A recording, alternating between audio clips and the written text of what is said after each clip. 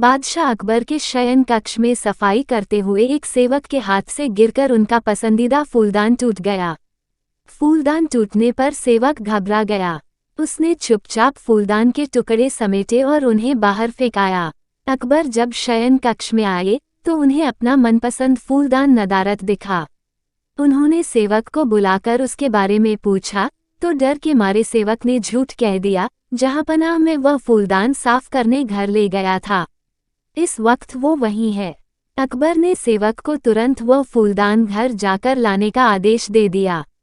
यह आदेश पाकर सेवक के पसीने छूटने लगे।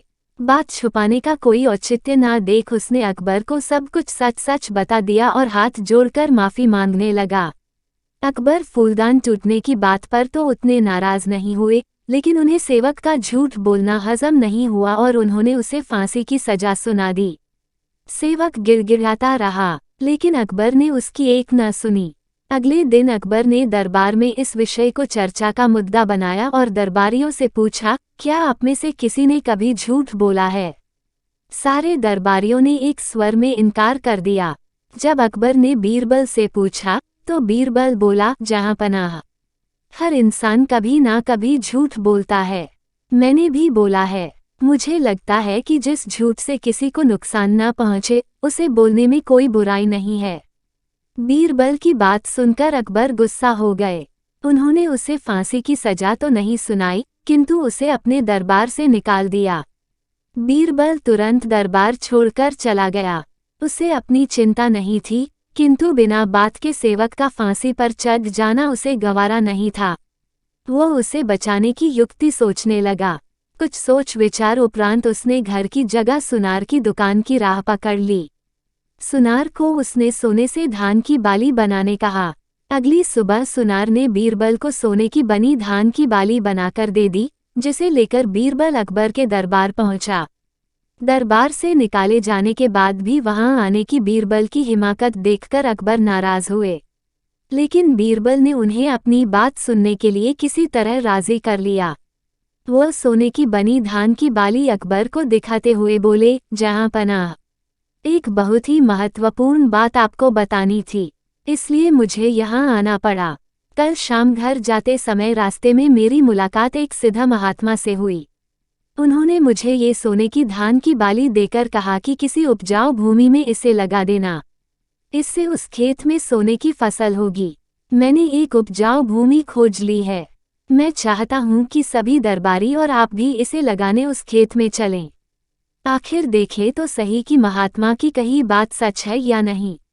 अकबर बीरबल की बात मान गए और दूसरे दिन एक नियत समय पर खेत में पहुंचने के लिए दरबारियों को आदेशित कर दिया। अगले दिन सभी नियत समय पर खेत पर पहुंचे। अकबर ने बीरबल को सोने से बना धान का पौधा खेत में लगाने को कहा, लेकिन बीरबल ने इनकार करते हुए कहा, जहांपनाह, महात्मा ने ये पौधा देते हुए मुझे निर्देश दिया था कि जिस व्यक्ति ने कभी झूठ ना बोला हो उसके द्वारा लगाने पर ही खेत में सोने की फसल होगी, इसलिए मैं तो ये पौधा लगा नहीं सकता। कृपया आप दरबारियों में से किसी को ये पौधा लगाने का आदेश दे दीजिए। अकबर ने जब दरबारियों से धान का वह पौधा लगाने कहा तो कोई सामने नहीं आया। अकबर समझ गए कि सभी ने कभी ना कभी झूठ बोला है। तब बीरबल ने वह पौधा अकबर के हाथ में दे दिया और बोला, जहांपनाह, यहाँ तो कोई भी सच्चा नहीं है, इसलिए ये पौधा आप ही लगाएं। लेकिन अकबर भी वह पौधा लेने में हिचकने लगे और बोले, बचपन में हमने भी झूठ बोला है, तब ये याद नहीं, पर बोला है, इसलिए हम भी ये पौधा नहीं लगा सकते। ये सुनने के बाद बीरबल मुस्कुराते हुए बोला, जहांपनाह, इस पौधे को मैंने सुनार से बनवाया है। मेरा उद्देश्य मात्र आपको ये समझाना था कि दुनिया में लोग कभी ना कभी झूठ बोलते ही हैं। जिस झूठ से किसी का बुरा ना हो वह झूठ झूठ नहीं है। अकबर बीरबल की बात समझ गए थे। उन्होंने उसे वापस दरबार में स्थान दे दिया और सेवक की फांसी की सजा माफ कर दी।